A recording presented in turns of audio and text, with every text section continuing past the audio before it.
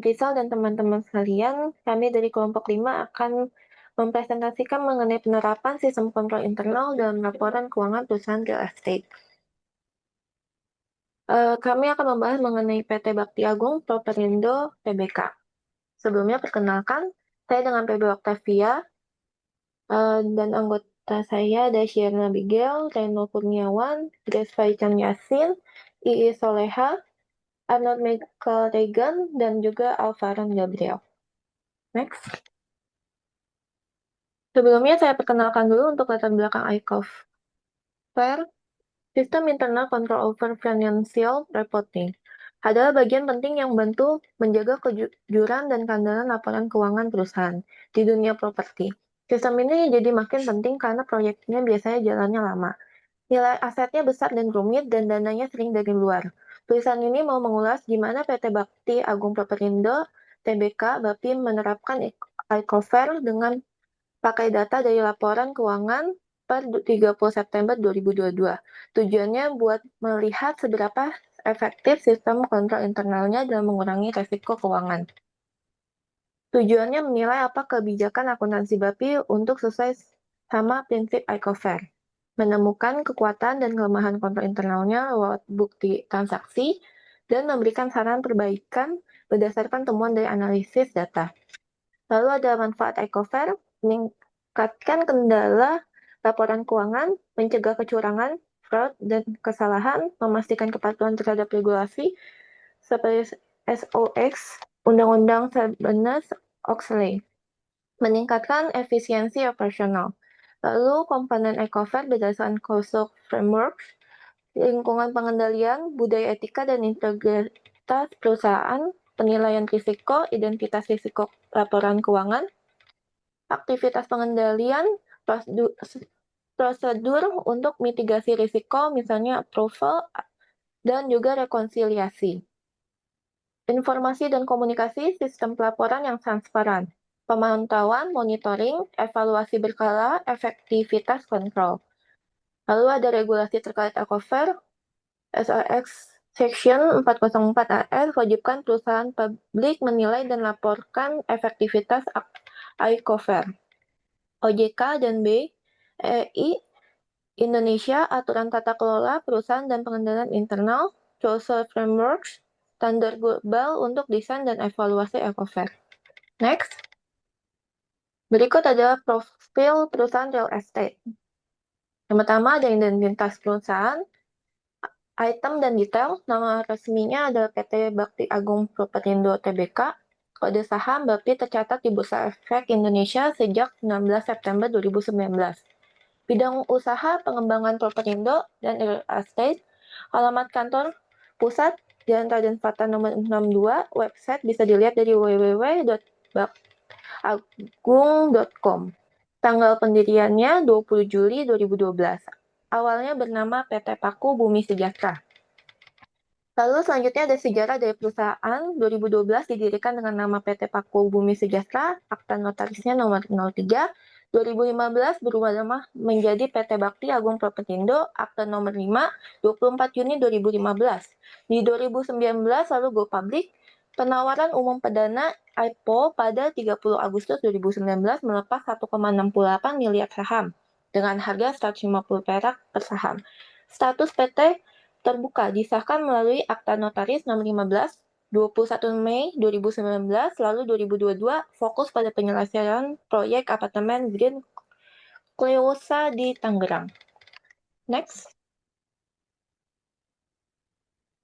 Selanjutnya ada kinerja operasional dan keuangan. Ada beberapa indikator, yaitu yang pertama laba bersihnya di 2022 itu ada 333 juta 53 330 juta 53 ribu rupiah. Habis itu yang 2021 itu ada 4,32 miliar.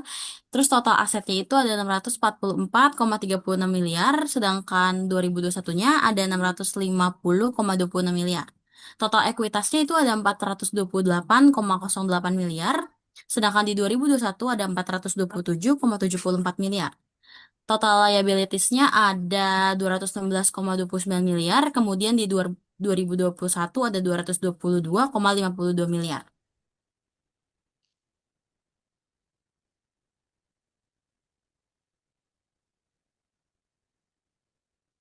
Selanjutnya ada kerangka teoritis ICOVR dalam sektor real estate. Ada 5 pilar ICOVR berdasarkan COSO framework. Yang pertama itu ada lingkungan pengendalian, terdiri dari struktur governance seperti Dewan Komisaris, Komite Audit. Ada juga komitmen manajemen terhadap integritas seperti surat pernyataan direksi. Yang kedua itu ada penilaian risiko, identifikasi risiko spesifik sektor, yaitu fluktuasi pasar properti, risiko pembiayaan, ketepatan pengakuan pendapatan.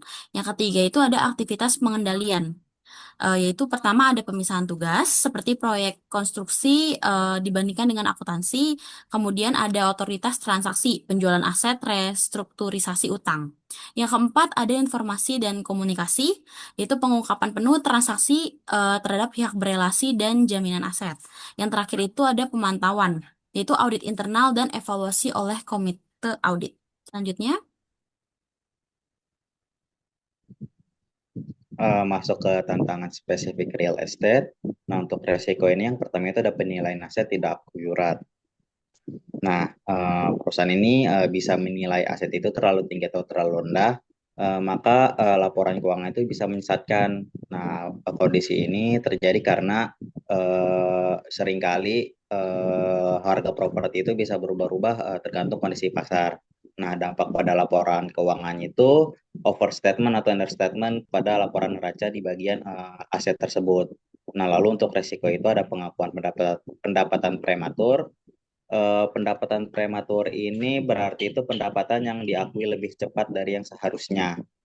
Nah, menurut LPSK 72 ini, pendapatan itu baru boleh diakui setelah unit properti diserahkan sebetulnya kepada pembeli. Nah, jika aturan ini dilanggar, maka terjadilah pelanggaran PSK 72 tersebut. Nah, lalu ada ketergantungan pinjaman. Ketergantungan pinjaman ini beresiko menimbulkan masalah likuiditas atau bahkan gagal bayar jika penjualan unit ini tidak berjalan sesuai rencana. Dampak pada laporan keuangan itu resiko likuiditas menjadi tinggi and going concern. Next.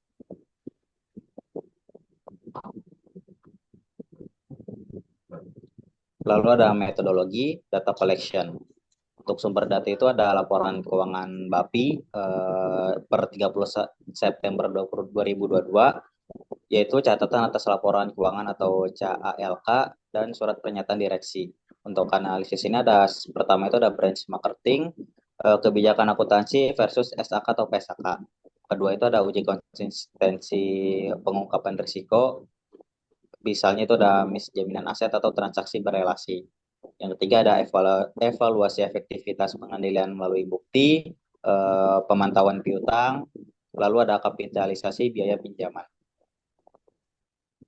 Masuk ke bagian 4 itu ada analisis penerapan iCover pada PT Bakti Agung Propertindo Tbk.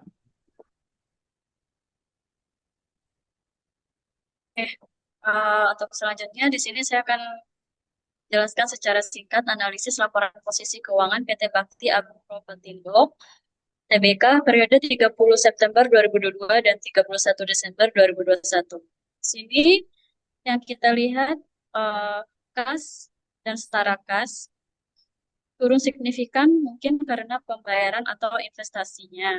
Lalu piutang usahanya di sini ada 8,1 miliar di September 2022, lalu Desember di 2021 ada 4,3 miliar. Di situ meningkat banyak tagihan belum tertagih. Lalu piutang lain-lainnya stabil ya di sini. Sehingga total aset lancarnya di sini totalnya 644 miliar sekian-sekian. Lalu di Desember 2021 650,2 miliar. Jadi penurunannya kecil. Jadi menurut kami di sini kesimpulannya tuh secara keseluruhan PT Bakti Agung Propertindo Tbk menunjukkan posisi keuangan yang relatif stabil meskipun terjadi penurunan kas. Perusahaan mampu mengurangi liabilitas jangka pendek dan mempertahankan portofolio aset real estate yang signifikan. Lalu set selanjutnya. Oke. Sini juga penjualan ada sekitar 10,7 miliar di tahun 2022, lalu di 2021 ada 4 miliar. Nah, di sini naik drastis 166% ya. Lalu selanjutnya beban pokok penjualan atau BPP di 2022 ke 2021 sesuai peningkatan penjualan. Sedangkan laba brutonya meningkat tipis atau marginnya menurun karena di 2022 sekitar 1,3 miliar, lalu di 2021 di sini di angka 1,27 miliar. Beban usahanya sendiri menurun besar atau efisiensi ya, karena di 2022 786,7 juta, sedangkan di 2021 49 miliar. Jadi menurut kami kesimpulannya pada tahun 2022 perusahaan menunjukkan pemulihan kinerja yang kuat dibandingkan 2021. Penjualan meningkat lebih dari 2 kali lipat, jadi rugi berubah menjadi laba, serta beban usaha berhasil ditekan secara signifikan. Hal ini menunjukkan perbaikan strategi operasional dan efisiensi biaya yang cukup berhasil dilakukan. Slide selanjutnya.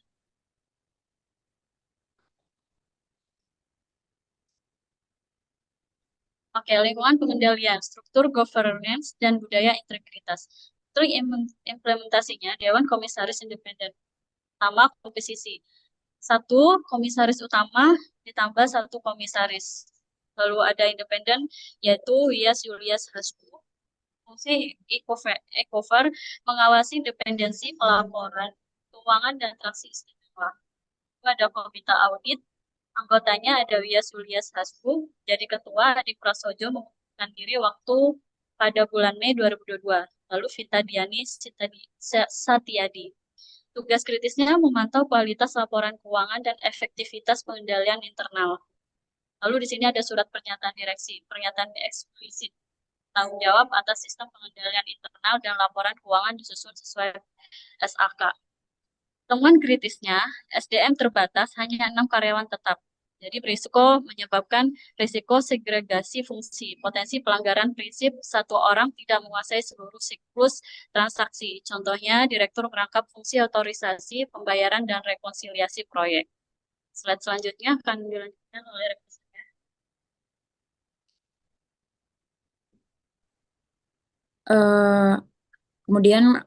Kemudian penilaian risiko, identifikasi dan mitigasi risiko spesifik sektor properti.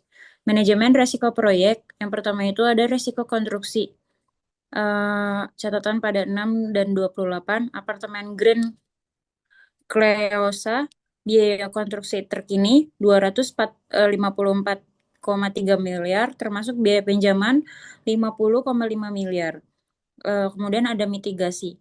Yang pertama itu ada asuransi kerusakan fisik senilai 210,9 miliar, lalu ada kontrak fixed price dengan PT Abadi Prima Inti Karya, nilai kontrak 200,8 miliar, dan adendum. Analisis IQVR, kontrak terdokumentasi mencegah cost overrun dan tak terduga. Lalu yang kedua ada resiko penurunan nilai aset. Kemudian ada kebijakan penurunan nilai aset jika nilai tercatat lebih besar nilai terpulihkan. Lalu kemudian ada bukti penerapan. Tanah Rangkas Bitung 211,95 miliar tidak diturunkan nilainya karena harga pasar stabil berdasarkan evaluasi manajemen. Lalu yang ketiga ada resiko likuiditas. Faktanya itu ada kas tarakas senilai 34,1 juta. Lalu ada liabilitas jangka pendek 67,6 miliar. Lalu ada resiko kas atau liabilitas 0,05%. Kemudian ada mitigasi IQVR, restrukturisasi pinjaman BTN, perpanjangan tenor hingga September 2023. Kemudian ada strategi arus kas bergantung pada penjualan unit apartemen untuk pendanaan operasional. Lalu ada aktivitas pengendalian prosedur operasional kritis. Yang pertama itu ada siklus pendapatan dan piutang, kebijakan pengakuan pendapatan. Sesuai dengan PSAK 72, pendapatan diakui saat kepemilikan unit dialihkan setelah pembayaran penuh. Kemudian bukti penerapan. Piutang usaha 8,118 miliar, 100% belum jatuh tempo. Kemudian ada mekanisme kontrol, tidak ada pengisian piutang karena pembeli wajib lunas sebelum serah terima unit. Kemudian ada transaksi khusus penjualan gedung stikes ke pihak berelasi Dedeh Nurhayati senilai 9,5 miliar diotorisasi melalui proses khusus. Kemudian yang kedua ada siklus pengeluaran dan utang. Manajemen utang proyek, yang pertama itu ada utang ke kontraktor PT Abadi Prima Intikarya 16,6 miliar. Kemudian ada kontrol otorisasi, adendum kontrak harus disetujui direksi dan komisaris. Kemudian ada pinjaman bank. Pinjaman BTN 148,3 miliar dengan jaminan SHGB apartemen Green Cleosa 12.256 meter persegi. Kemudian ada corporate guaranty PT Graha Agung Propertindo entitas induk. Dan ada pembatasan perjanjian larangan dividen merger atau penambahan utang tanpa persetujuan bank. Yang ketiga ada kapitalisasi biaya pinjaman, kepatuhan PSAK nomor 26, biaya bunga pinjaman dikapitalisasi ke biaya konstruksi selama proyek berlangsung. Kemudian ada perhitungan aktual, biaya pinjaman dikapitalisasi 2022 885,7 juta sampai dengan akumulasi kapitalisasi 50,5 miliar per September 2022. Kemudian selanjutnya akan dijelaskan oleh teman saya. Oke, baik. Untuk mempersingkat waktu, masih tetap semangat. 4.4 informasi dan komunikasi, yaitu transparansi pelaporan. Di sini ada 3 bagian, entitas berelasi, jenis transaksi, dan nilainya. PT Graha Agung Propertindo dengan jenis transaksi corporate guarantee senilai 148,3 miliar dan berikutnya Dede Nurhayati, jenis transaksinya penjualan gedung stikers sebesar 9,5 miliar. Lalu personal manajemen kunci, jenis transaksinya kompensasi senilai 19,1 juta. Pengungkapan jaminan aset, 100% aset real estate dijaminkan. Yang pertama tanah Rangkas Bitung, yaitu senilai 211,95 miliar, jaminan pinjaman BTN. Lalu ada apartemen Green Plaza sebesar 413,87 miliar dengan jaminan pinjaman BTN juga. Dan implikasi ICOFR memastikan investor memahami risiko kepailitan jika gagal bayar. Next. Ya, untuk 4.5 di dalam pemantauan, audit dan evaluasi berkelanjutan yang dalam peran komite audit, fungsi pemantauan yaitu mengevaluasi ketaatan SAK dan efektivitas pengendalian internal, lalu memantau resolusi pertemuan auditor eksternal, dan kelemahannya yaitu pergantian anggota. Adik Prasojo mengundurkan diri pada Mei 2022 tanpa penggantian segera. Lalu audit eksternalnya yaitu catatan penting, laporan keuangan menyebutkan catatan atas laporan keuangan merupakan bagian tidak terpisahkan, tapi tidak mengungkapkan nama KAP auditor. Risiko yaitu kurangnya transparansi, mengurangi kredibilitas pengawasan eksternal. Matriks evaluasi ICOFR BAPI yaitu ada komponen ICOFR, lalu kekuatan, kelemahan, dan tingkat kepatuhan. Dan masing-masing dilihat dari lingkungan pengendalian, surat pernyataan direksi dalam kekuatannya dan kelemahannya SDM minimal 6 karyawan, tingkat kepatuhan yaitu Tristar dalam arti moderat. Lalu dalam komponen penilaian risiko, kekuatannya asuransi proyek dan restrukturisasi, kelemahannya adalah risiko likuiditas tidak teratasi. Tingkat kepatuhannya 4 star yaitu baik. Lalu aktivitas pengendalian, kekuatannya kontrol PSAK 72 dan PSAK 26 ketat, dan kelemahannya ketergantungan pada satu kontraktor, dan tingkat kepatuhannya 4 star yaitu baik juga sama. Dan informasi dan komunikasi, kekuatan pengungkapan penuh transaksi, kelemahannya tidak mengungkap nama auditor, tingkat kepatuhan 3 star yaitu moderat, lalu dalam yang terakhir pemantauan dan kekuatannya komite audit aktif, kelemahannya pergantian anggota tidak tertangani, dan tingkat kepatuhannya minim 2 star yaitu rendah. Berikutnya akan dibacakan oleh teman saya. Silakan. Temuan kritis dan rekomendasi. Dari analisa yang dilakukan, ditemui 3 temuan kritis, yakni yang pertama risiko likuiditas tinggi. Kas dengan nilai sebesar 34,1 juta rupiah hanya 0,05% dari liabilitas jangka pendek dengan nilai sebesar 67,6 miliar rupiah. Penyebabnya akibat ketergantungan pada penjualan unit untuk arus kas operasi. Sementara untuk temuan kedua yakni pemusatan fungsi, di mana hanya 6 karyawan berisiko pada segregasi tugas. Dan temuan berikutnya adalah ketergantungan pinjaman, di mana utang bank dengan nilai sebesar 148,3 miliar rupiah adalah 34,6% dari total ekuitas. Sehingga berikut adalah rekomendasi yang dihasilkan. Pada resiko likuiditas, dihasilkan rekomendasi iCover, yakni diverifikasi pendanaan seperti penerbitan obligasi. Diberikan rekomendasi iCover berupa rekrut staf akuntansi tambahan. Dan pada resiko transaksi pihak berelasi, diberikan rekomendasi iCover berupa rapat Dewan Komisaris wajib untuk approval transaksi lebih dari 1 miliar rupiah. Dan berikut adalah kesimpulannya. PT Bakti Agung Propertindo Terbuka telah menerapkan iCover dengan baik dalam hal 1. Kepatuhan standar. Kebijakan akuntansi sesuai dengan SAK seperti penilaian aset dan PSAK 72. Dalam hal berikutnya yakni pada hal transparansi, yaitu pengungkapan penuh transaksi berelasi dan jaminan. Dan dalam hal manajemen resiko, yaitu restrukturisasi pinjaman dan asuransi proyek. Namun, tantangan utama terletak pada likuiditas dan sumber daya manusia. Penguatan iCover melalui rekrutmen staf dan diversifikasi pendanaan akan meningkatkan ketahanan finansial dengan lampiran data kunci laporan keuangan Bakti Agung Propertindo tahun 2022.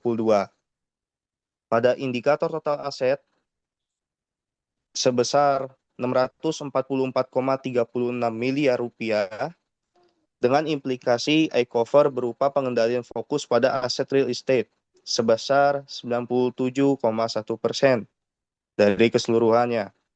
Dan pada indikator aset real estate dengan nilai sebesar 625,82 miliar dengan implikasi iCover berupa penilaian konservatif atau dengan biaya perolehan. Pada indikator kas terhadap liabilitas jangka pendek dengan nilai sebesar 34,1 juta rupiah terhadap 67,6 miliar rupiah dengan implikasi iCover berupa risiko likuiditas kritis.